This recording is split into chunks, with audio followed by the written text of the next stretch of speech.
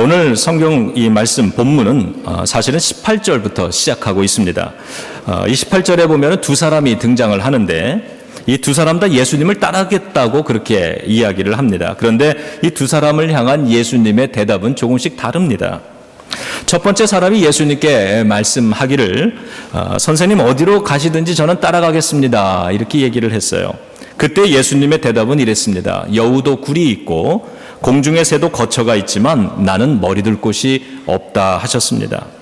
그럼 질문 하나 드릴게요. 예수님의 이 대답이 환영하는 겁니까? 거절하는 겁니까? 주님을 따라가겠다 그러는데 나는 머리 둘 곳이 없다. 나는 거처도 없다. 이렇게 얘기하는 게 과연 환영일까 거절일까? 자, 두 번째 사람이 예수님을 찾아와서 말하길 제가 주님을 따라가겠는데 그보다는 먼저 가서 아버지 장례를 좀 치르고 오게 해달라고 허락해달라고 이야기를 합니다. 그때 예수님의 대답은 죽은 자의 장사는 죽은 자들에게 맡기고 너는 나를 따르라 였습니다. 예수님의 이 말씀은 가는 것을 허락하는 것일까요? 아니면 거절하는 것일까요? 두 사람 다 예수님을 따르겠다고 했는데 첫 번째 사람에게는 너 잘 생각해봐라. 내가 가는 길에는 편히 누울 만한 곳도 제대로 없다. 그러니 한 번 더 생각해봐라 얘기하셨고 두 번째 사람에게는 집에 다녀올 생각 말고 지금 당장 나와 함께 떠나자 이렇게 얘기를 하셨습니다. 왜 그러셨을까 늘 궁금했는데 이 부분을 헌신이라고 하는 주제로 읽어보니까 이해가 됐습니다. 오늘 본문에 보면 첫 번째 사람은 직업이 서기관이라고 했습니다. 일종의 학자입니다.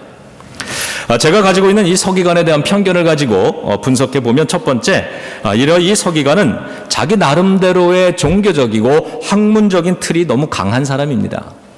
그리고 두 번째로 이 사람은 종교적으로 많은 것이 보장된 엘리트이고요. 세 번째는 너무 생각이 많아서 행동이 쉽지 않은 그러한 사람일 가능성이 많습니다. 이런 사람의 공통점은 남의 것을 잘 인정하지 못하고 이질적이고 새로운 것을 잘 받아들이지 못하는 특징이 있습니다. 이런 사람이 예수님을 따르려면 내려놓아야 할 게 참 많습니다. 당연히 예수님은 이 사람에게 잘 생각해 보라고 이야기를 하시는 거죠. 네가 과연 그 많은 것을 포기할 수 있겠느냐? 자기 자신과의 내면의 갈등이 계속 일어날 텐데 그것을 견뎌내면서까지 나를 따를 수 있겠는가? 잘 생각해 보라고 하시는 겁니다. 한마디로 큰 헌신이 필요한데 과연 헌신할 수 있겠느냐라고 하는 질문입니다. 두 번째 사람에 대해서는 그는 제자라고 이야기를 합니다. 제자 중에 한 사람이었다. 이미 제자로 나선 사람입니다. 일단 제자가 되었으면 남보다 더 헌신해야 옳은 위치에 있는 겁니다. 남들 하는 거 다 하면서 절대로 갈 수 없는 길에 들어선 사람이기 때문에 예수님은 이렇게 말씀하시는 거죠. 넌 제자로서 이왕에 헌신하기로 작정했으니까 그러한 세상 사람들이 마음 쓰는 거에 너 마음 뺏기지 말고 지금 당장 나와 함께 빨리 가자. 목회를 하다가 보니까 이 목사가 되겠다고 하는 이 총각들을 만날 때가 종종 있습니다. 그러면 저는 왜 목사가 되려고 하는가를 이야기를 들어봅니다. 목사가 되려는 학생들 가운데는 이 설교단에 서서 설교하는 목사의 모습을 동경하거나 아니면 큰 교회를 이끄는 지도자의 모습을 동경하고 목사가 되고자 하는 사람들도 있습니다. 그런 경우에 저는 다시 한번 생각해 보라고 그렇게 말립니다. 사모가 되겠다고 하는 그런 처녀들도 만납니다. 목사에 대한 환상을 가진 처자들은 결혼하면 우리 목사님 이렇게 할 경우가 많습니다. 남편을 남편이 아니라 목사로 보고 집에서도 목사님이라고 부르는 사모가 될 가능성이 많습니다. 이렇게 되면 남편이 숨막혀서 제명에 못 죽을 가능성이 있거나 목사와 부인 둘 다 거룩한 망상에 젖어서 빠져나오지 못하고 허우적될 가능성이 많습니다. 이런 경우엔 다시 한번 진지하게 생각해 보라고 그렇게 말리곤 합니다. 제가 아틀란타에서 목회할 때 우리 다른 교단 선배 목사님이셨는데 이분이 가출을 한번 하셨어요. 그래서 왜 가출을 하셨어요? 물었더니 사모님 때문에 가출을 했대요. 집에서도 매일 목사님 그러면서 기도하셔야죠 그러는데 숨이 막혀서 야 이거 내가 집에서 방구도 제대로 못 끼겠구나 이래서 가출을 했답니다. 그런데 목사에 대한 환상이 없는 사람들도 있습니다. 그 목사 가정에서 자라난 이 PK들이 대부분 그런데 이 목사가 된다는 것, 목사로 산다는 것이 얼마나 가난한 일인지, 얼마나 희생이 많고 얼마나 자유가 없는지를 보면서 자란 사람들입니다. 그럼에도 불구하고 그런 사람들이 목사가 되겠다고 한다면 이건 미쳤거나 아니면은 큰 소명이 있는 겁니다. 이 뉴햄프셔에서 목회하는 제 같은 교단에 제가 좋아하는, 존경하는 선배 목사님이 한 분 계시는데, 그 목사님은 지금도 잡곡밥을 안 드신대요. 그래서 우리는 어디 요즘 식당에 가면 건강 때문에 꼭 잡곡밥을 달라 그러잖아요. 그런데 이 목사님은 안 드십니다. 그 이유가 있는데, 이 아버지께서 목회를 하셨기 때문에, 여러분 이 옛날에 목회, 한국교회 생각하시면 아마 기억하시는 분들 많을 텐데, 옛날에 성미통이라는 게 있었습니다. 그래서 교인들이 집에서 이렇게 밥을 지을 때 쌀을 좀 한 움큼씩 이렇게 해서 따로 떼놓습니다. 그리고 이것을 주일이면은 컵에다, 봉지에다 담아가지고 와서 예배당 저 뒤에 있는 성미함에다가 그거를 붓습니다. 목사 가정이 그것을 먹는 거죠. 근데 뭐 그때만 해도 다 형편들이 다 어려운 시절 아닙니까? 그러니까 가정에서 먹는 쌀들이 이제 뭐 어떤 집은 형편이 어려우니까 보리쌀, 근데 보리쌀도 갖다 놓고 뭐 수수도 갖다 놓고 조도 갖다 놓고 이러니까 그 쌀통에 오만 가지 여러 가지 이 잡곡이 쌓이는 겁니다. 그거를 밥을 해서 먹으면 국적불명의 밥이 되는 거죠. 이 선배 목사님이 어릴 때 그 밥이 너무나도 먹기가 힘드니까 밥을 먹다가 아버지한테 그랬대. 아버지, 우리도 쌀밥 먹으면 안 돼? 이 성미밥 안 먹으면 안 돼? 그랬더니 아버지가 화를 내시면서 이 밥상을 다 뒤집어 엎으시더래요. 그러면서 사모님에게, 어머니에게 이놈 밥 주지 말라고, 굶기라고. 목사가 성미를 먹는 거지. 그래서 어릴 때부터 그게 한이 맺혀가지고요. 어른이 된 지금도 잡곡밥은 지긋지긋해서 싫다는 이야기를 들은 적이 있습니다. 그런데 이 선배 목사님 목사가 됐습니다. 그리고 그 한인도 별로 없는 그 시골 지역에서 20년 넘게 오랫동안 끈기 있는 목회를 하십니다. 그분 공부도 많이 하셨고 실력도 참 좋으신 분입니다. 목회도 참 잘하십니다. 어떻게 생각하면 더 큰 대도시에 나가서 한인들이 많은 곳에 가서 큰 목회 하시고 싶을 만도 한데 그곳에서 20년 넘게 자리를 지킵니다. 저는 그 목사님을 볼 때 소명이 없으면, 헌신이 없으면 불가능한 일이겠구나 이렇게 생각을 해봅니다. 예수님은 제자들에게 말씀하셨습니다. 죽은 자들이 그들의 죽은 자들을 장사하게 하고 너는 나를 따르라. 예수님께서는 언제나 제자들에게는 남보다 큰 사명과 큰 헌신을 요구하셨던 것입니다.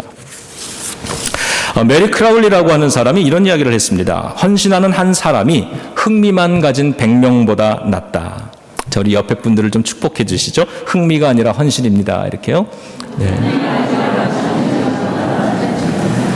여러분, 우리가 큰 믿음, 큰 축복을 얻으려면 흥미만 가지고서는 안 되는 줄로 믿습니다. 네, 믿으시면 크게 아멘 해주세요.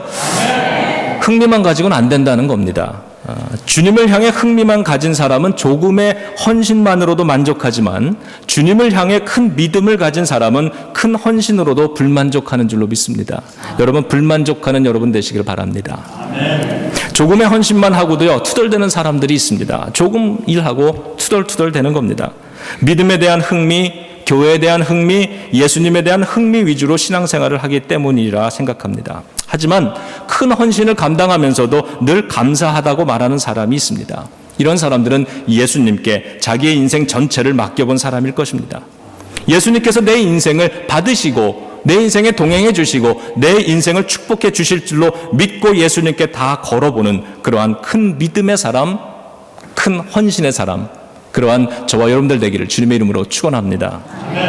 오늘 본문은 바로 이러한 배경 뒤에서 펼쳐지고 있습니다. 이 계속되는 이 오늘 본문의 사건을 보면 일단 헌신하고 예수님을 따라 나선 인생이더라도 그 헌신을 마지막까지 지켜나가기 위해서는 필요한 게 있는데 그것이 뭐냐? 큰 믿음이라고 우리들에게 가르쳐 줍니다. 우리 23절, 자, 본문 찾으셔서요. 자, 마태복음 8장 23절 다 같이 읽어봅니다. 시작. 배에 오르심에 제자들이 따랐더니. 자, 오늘 본문은 예수님이 배에 오르셨더니 제자들이 따라서 올라탔더라라고 하는 이야기입니다. 오늘 본문에 등장하는 사람은 제자입니다. 그러니까 그 앞부분을 생각해 보면 이 사람들은 예수님을 따라 나서기 위해서 자신들의 아버지의 제사도 드리지 못하고 그리고서 예수님을 따라 나선 사람들일 것입니다. 자, 그러한 사람들이 예수님이 배에 타니까 따라서 올라탑니다. 이 말이 무슨 말입니까? 예수님이 그 배에 안 오르셨다면 그 제자들도 배에 올라탈 이유가 전혀 없었다는 이야기입니다. 예수님이 그 배를 타니까 같이 올라탄 겁니다. 예수님이 타신 배에 자기의 인생을 통째로 한번 실어 보는 겁니다. 우리도 인생을 건너는 많은 배들이 있습니다. 여러 배가 있지만 믿음의 배에 올라탄 이유는 이곳에 예수님이 계시기 때문인 줄로 믿습니다. 우리 교회에 다니는 이유도 그러하면 좋겠습니다. 그러하리라 믿습니다. 우리 옆에 분과 다시 한번 축복합니다. 잘 타셨습니다. 이렇게 잘 타셨습니다. 자, 이렇게 배에 올라탔는데요. 그 과정에 어떤 시간들이 있겠지만 성경은 다 잘라버립니다. 그리고 그 바로 다음 구절에 한 가지 문제가 발생하는 걸 기록합니다. 그 24절인데, 자, 24절 읽습니다. 시작. 바다에 큰 놀이 일어나 배가 물결에 덮이게 되었으되 예수께서는 주무시는지라. 바다에 큰 너울이 일기 시작합니다. 그러니까 바다가 올라갔다 내려갔다 막 요동을 치는 거예요. 그러니까 그 위에 떠 있는 이 배도 아주 위기를 만납니다. 물결에 덮일 지경이라고 성경이 얘기합니다. 그리고 그때에 예수님은 어떻게 하고 계세요? 주무시고 계셨습니다. 지금 너울이 일어서 풍랑이 일어서 배가 다 뒤집어질 것 같은데 예수님은 주무시고 계신다. 이 어려운 상황에서 예수님이 역할을 못하고 계신다. 그렇게 보여진다는 거죠. 자, 질문 하나 더 드릴게요. 지금 이 상황에서 문제는 뭔가요? 문제는 너울이 일어나는 게 문제입니까? 아니면 예수님이 주무시고 계시는 게 문제입니까? 그럼 어떤 게 문제예요? 예. 한번 우리의 인생을 두고 우리 인생의 바다에도 이와 같은 너울이 일 때가 있습니다. 출렁거릴 때가 있죠. 중심 잡기가 참 어려울 때가 있습니다. 이럴 때 우리가 두려워하는 이유는 뭔가요? 문제는 있는데 하나님의 도우심의 손길은 보여지지 않는 것 같고, 이 문제는 하나님이 왠지 이 문제를 해결해 주지 않는 것 같을 때, 그럴 때 우리는 두려운 마음을 갖기도 하죠. 문제는 큰 너울이냐 아니면 예수님이 주무시는 것이냐. 이러한 상황에서 우리는 항상 이러한 인생의 상황 속, 문제 상황 속에서 우리의 생각이 아니라 성경은 뭐라고 말씀하시나, 예수님은 뭐라고 가르치시나, 여기에 주목하는 사람들이잖아요. 자, 예수님은 이 상황에서 문제가 어디에 있다고 말씀하실까? 자, 26절. 자, 우리 찾아서 또 읽습니다. 시작. 예수께서 이르시되 어찌하여 무서워하느냐? 믿음이 작은 자들아 하시고 곧 일어나사 바람과 바다를 꾸짖으시니 아주 잔잔하게 되거늘. 자, 예수님은 문제가 어디에 있다고 하시죠? 너울에 있다고 얘기합니까? 아니면 예수님이 주무시는 곳에 있었다 그럽니까? 예, 우리들의 작은 믿음이 문제라고 이야기를 하십니다. 예. 문제는 우리들의 작은 믿음입니다. 왜 무서워하느냐? 믿음이 작은 자들아. 항상 고난 자체가 문제가 아니라 고난에 대처하는 우리의 부족한 믿음이 문제인 것입니다. 고난을 만나면, 어려움을 만나면, 시련을 만나면 그 앞에서 믿음의 강한 반응이 나와줘야 되는데 부족한 믿음 때문에 연약한 반응이 늘 나오는 거예요. 우리의 반응이 문제죠. 여러분, 문제는 지금 있는 겁니다. 풍랑이 있는 이 문제는 있습니다. 우리의 인생에 문제가 없던 적이 한 번이라도 있었습니까? 문제는 항상 있었죠. 문제는 있는 겁니다. 그리고 예수님은 주무시고 계신다라 그러지만 사실 그게 문제가 아니라는 겁니다. 다시 말하면 예수님은 우리 인생에 무기력하지 않으시다는 겁니다. 하지만 그 예수님을 향한 우리의 믿음이 작아서 마치 예수님이 잠자고 있는 것처럼, 오늘 내가 만나고 있는 이 어려운 상황 속에서 예수님은 잠들어 계신 것처럼 아무런 도움이 안 된다고 생각하는 우리들의 이 부족한 믿음이 문제라는 거죠. 근데 오늘 재밌는 것은 예수님은 그러한 제자들에게 이렇게 얘기하십니다. 믿음이 없다라고 말씀하는 게 아니라 믿음이 작다라고 말씀하신다는 거예요. 즉 그들이 예수님을 따라서 배에 올라탄 것도 믿음으로 인정해 주시는 거고, 너울이 일자 25절에 예수님을 막 깨우는데, 두려움 가운데 깨우는데 그것도 믿음이라고 인정을 해 주는 겁니다. 그러나 그 정도의 적은 믿음 갖고는 안 된다는 겁니다. 이러한 상황에서 큰 믿음을 가졌다면 예수님을 믿고 의심하지 말고 담대함으로 당당히 인생을 맞서서 싸워야 했다라고 그렇게 가르쳐 주십니다. 말은 알겠는데 이게 여러분 잘 됩니까? 인생 살면서 고난 앞에 닥치면, 이런 두려움이 한번 들어오면 이거를 당당히 맞서 싸워야 한다는 건 알지만 그게 정말 그렇게 잘 됩니까? 자, 우리 26절 다시 한번 읽어봅니다. 예수께서 이르시되 어찌하여 무서워하느냐 믿음이 작은 자들아 하시고 곧 일어나사 바람과 바다를 꾸짖으시니 아주 잔잔하게 되거늘. 자, 여기 보니까 예수님은 제자들을 꾸짖으셨어요. 믿음이 작다고 꾸짖으셨어요. 그런 후에는 파도를 꾸짖으십니다. 저는 이 부분을 읽으면서 되게 재밌다고 생각이 들었습니다. 예수님이 제자들을 먼저 꾸짖으시고 그 다음에 파도를 꾸짖으십니다. 그랬더니 놀랍게 파도가 잔잔해지더라. 저는 이 부분을 묵상하면서 깨달아진 것이 하나가 있어요. 이 풍랑이, 환경 속에서 풍랑이 일자 그 풍랑이 누구의 마음속에도 입니까? 제자들의 마음속에도 풍랑이 일기 시작하는 거예요. 두려움의 풍랑이 일기 시작합니다. 예수님은 먼저 그 제자들을 꾸짖으셨습니다. 그런 다음에 환경 문제를 잠잠케 해주십니다. 우리는 흔히 이렇게 생각합니다. 내 인생에 이 두려움을 가져다주는 이 환경적인 어려운 문제들을 하나님이 먼저 해결해 주시면 내 마음에 평화가 온다고 생각을 하는 거예요. 내 마음속에 풍랑도 잠잠해진다고 생각하는 거예요. 그런데 예수님의 방법은 다르다는 걸 배웁니다. 예수님은 먼저 제자들의 마음을 꾸짖으십니다. 그 말씀 앞에 제자들의 마음에 이 부족했던 이 풍랑이 일던 것들이 잔잔해집니다. 다스려집니다. 그런 후에 주님은 환경의 문제들을 다스립니다. 여러분, 중요한 게 뭐겠습니까? 항상 우리들은 환경의 문제에 초점을 갖지만 오늘 성경은 우리들의 큰 믿음의 초점을 가지라고 말을 합니다.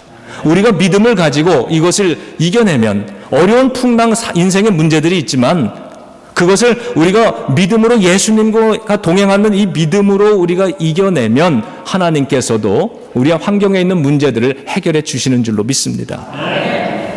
그러고 보니까 성경의 많은 부분, 큰 믿음의 역사가 일어나는 부분들에서 항상 하나님이 이 방법을 쓰셨던 것 같아요.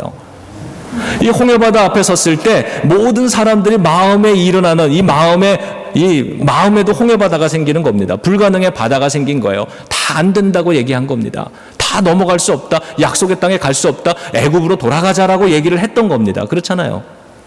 그때 모세는 어떻게 했습니까? 모세는 하나님 앞에 무릎 꿇고 기도하기 시작하는 겁니다. 마음으로 먼저 마음속에서 이 홍해바다를 제거해 놓는 겁니다. 하나님의 은혜의 역사, 축복의 역사로 우리를 이곳까지 인도해 주셨으니 내 앞에 바다가 있지만 하나님은 열으실 거라고 하는 마음속에 있는 이 홍해바다를 먼저 열었더니 하나님께서 어떻게 해주시는 거예요? 환경에 홍해바다를 열어주셨습니다. 우리는 거꾸로 자꾸 살아가는 거예요. 믿음 생활을 하면서 자꾸 거꾸로 하니까 이게 잘 안 되는 겁니다. 바다가 열리면 내 인생도 열린다고 생각을 하고 바다가 열리면 내 믿음이 더 잘한다고 생각을 하는 거예요. 그래서 바다가 열리지 않는 이 바다를 보면서 작은 믿음을 내보다가 그러다가 마음에 실망도 오고 두려움도 오고 그래서 우리는 허둥지둥 되는 건 아닐까 생각을 합니다. 예수님의 방식은, 하나님의 방식은 먼저 우리 내면의 풍랑을 예수님을 향한 믿음으로 이기면 환경의 문제도 반드시 해결해 주신다는 것입니다. 중요한 것은 우리 마음에 있는 큰 믿음입니다. 여러분, 우리의 믿음이 적기 때문에, 적은 믿음 때문에 문제가 생겨나는 거죠. 예수님은 제자들을 버리실 분이 절대로 아니시죠. 여러분 믿으시면 크게 아멘 해주세요. 예수님은 우리를 버리시는 분이 절대로 아니십니다. 그렇잖아요. 그렇지 않습니까? 하나님을 향한, 예수님을 향한 우리의 믿음이 그거 아닙니까? 오늘도 우리가 찬송을 불렀습니다만 하나님 한 번도 나를 실망시킨 적 없으시고 내 너를 떠나지도 않으리라, 내 너를 버리지도 않으리라. 우리가 이 찬양을 부를 때마다 감사로 기쁨으로 고백을 합니다. 여러분, 이게 우리의 고백이고 우리의 믿음이잖아요. 예수님은 제자들을 버리실 분이 아닙니다. 그렇다면 예수님이 우리의 인생의 배에 타고 계시는 한 바람이나 파도 같은 인생의 고난이나 위기도 예수님을 뒤엎어버릴 수 없는 것 아닙니까? 오늘 성경이 가르쳐주는 건 예수님도 이 파도를 잔잔하라고 명령했더니 꾸짖었더니 파도가 잔잔해지더라라고 하는 겁니다. 여러분, 이 인생의 시련과 파도는 우리를 한 10번쯤, 20번쯤, 100번도 우리를 집어삼키고 우리를 다 쓰러뜨릴 수 있을 겁니다. 그런데 예수님을 내 인생의 배에 함께 모시고 있으면 그 예수님을 이길 수 없기에 저와 여러분들, 우리들도 그 믿음의 배 안에서 우리도 허물지 못할 줄로 믿습니다. 중요한 게 뭡니까? 예수님이 주무시고 계시면 예수님이 그 일을 하지 못하십니까? 예수님이 주무시고 계시는 것처럼 인생에 느껴질 때 그때도 예수님은 정말 무기력한 겁니까? 오늘 성경은 그렇지 않다는 것을 우리들에게 가르쳐 줍니다.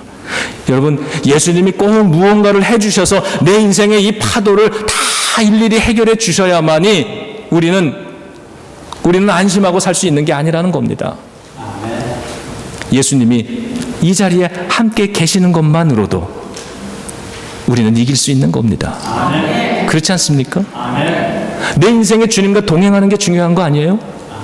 내 인생의 배에 예수님이 지금 주무시고 계시는 것처럼 보이지만, 아무런 역할도 못하고 계시는 것 같아 보이지만, 그 예수님이 내 인생에 동행하고 있는 한 파도는 예수님을 삼킬 수 없는 거 아닙니까? 예수님이 꼭 무언가를 해주셔서 내가 해결받는 것이 아니라, 내가 주님과 함께 내 인생길 함께 걸어가고 있으면 그것으로 나는 평안할 수 있고 그것으로 나는 안심할 수 있는 것 아니겠습니까? 예수님의 어떤 일을 행하시는 doing보다 예수님이 나와 함께 동행해 주시는 being의 문제, existence의 문제, 그래서 그 친밀한 교제가 중요한 거 아닙니까? 하나님과의 인티밋 릴레이션십이 중요한 거 아니에요? 내 인생의 배에 주님과 함께 내가 동행하겠다.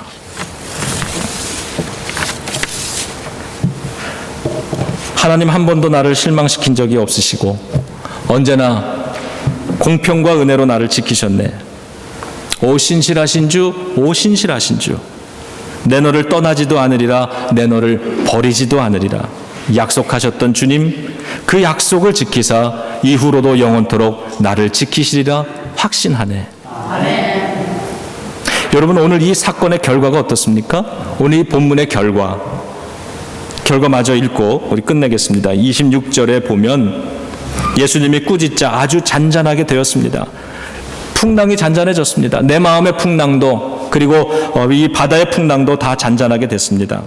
자, 27절 우리 함께 읽습니다. 시작. 그 사람들이 놀랍게 여겨 이르되 이가 어떠한 사람이기에 바람과 바다도 순종하는가 하더라. 제자들이 놀랐어요. 그리고 이렇게 얘기합니다. 이분이 어떤 분이시기에. 여러분, 믿음은 이렇게 자라는 거죠. 큰 믿음이 갑자기 뚝딱 생기겠습니까? 그렇지 않은 거죠. 믿음은 자라가는 겁니다.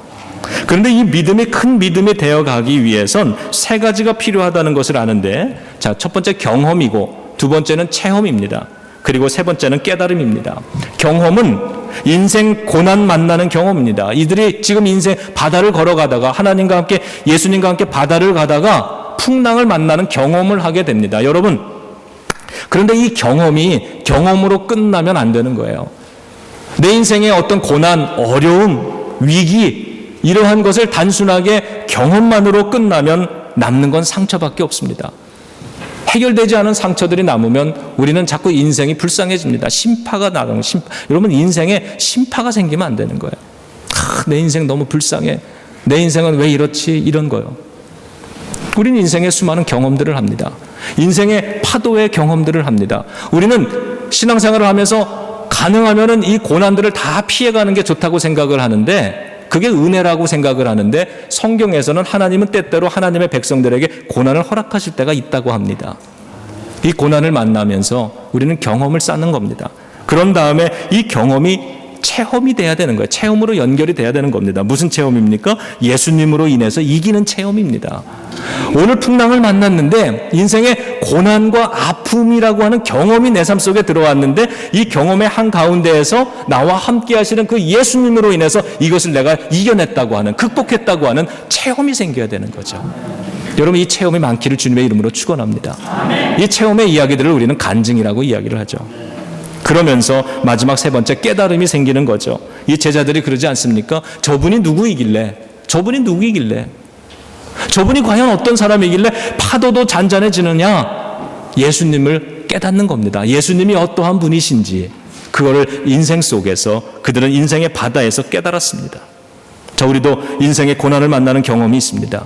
그리고 그 경험을 예수님으로 인해서 믿음으로, 큰 믿음으로 이겨나가는 체험을 하게 됩니다. 그리고는 내 삶 속에 함께 하시고 있는 예수님이 과연 어떠한 분이신지 아는 깨달음을 쌓여 나갑니다. 정리하겠습니다. 예수님이 함께 하시는 삶에는 실패는 없다고 믿습니다. 오직 다시 시작하는 은혜가 있을 뿐입니다. 실패는 예수님 의지하지 못하는 것입니다. 예수님 없는 인생에는 두려움만 있다고 했습니다. 문제는 풍랑이 아니라, 인생의 문제가 아니라 그것을 다루지 못하는 우리의 작은 믿음이 문제인 것을 오늘 배웁니다. 하나님, 그래서 이렇게 기도하기 원합니다. 하나님, 나에게 큰 믿음 주옵소서. 인생에 어떠한 풍랑이 오더라도 내 인생 주님과 함께 동행하고 있는 것을 잃어버리지 말게 하시고, 주님만 내 인생에 함께 해 주신다면 하나님, 이 풍랑도 우리의 가정을, 우리의 이 사업을, 나의 인생의 이 배를 결코 뒤집어 엎지 못할 거를 믿습니다. 하나님, 이 믿음 달라고. 예수님이 주무시는 것 같이 느껴지고 예수님이 아무 일도 안 하시는 것 같이 느껴질 때라도 주님이 나와 함께 하시는 그 사실 때문에 힘있게 넉넉히 그것만으로도 이기고 달려갈 수 있는 그런 믿음의 사람이 되게 해달라고 우리 기도했으면 좋겠습니다. 우리 찬송 한번 같이 부르고요, 그리고 통성으로 기도하겠습니다. 하나님, 한 번도 나를 실망시킨 적이 없으시고 언제나 공평과 은혜로 나를 지키셨네. 오 신실하신 주, 오 신실하신 주, 내 너를 떠나지도 않으리라, 내 너를 버리지도 않으리라 약속하셨던 주님, 그 약속을 지키사 이후로도 영원토록 나를 지키시리라 확신하네. 이 고백으로 하나님께 영광 올리겠습니다. 하나님 한 번도 나를 실망시킨 적 없으시고 실망시킨 적 없으시고 언제나 공평한 은혜로 나를 지키셨네. 오 신실하신 주, 오 신실하신 주, 오 신실하신 주,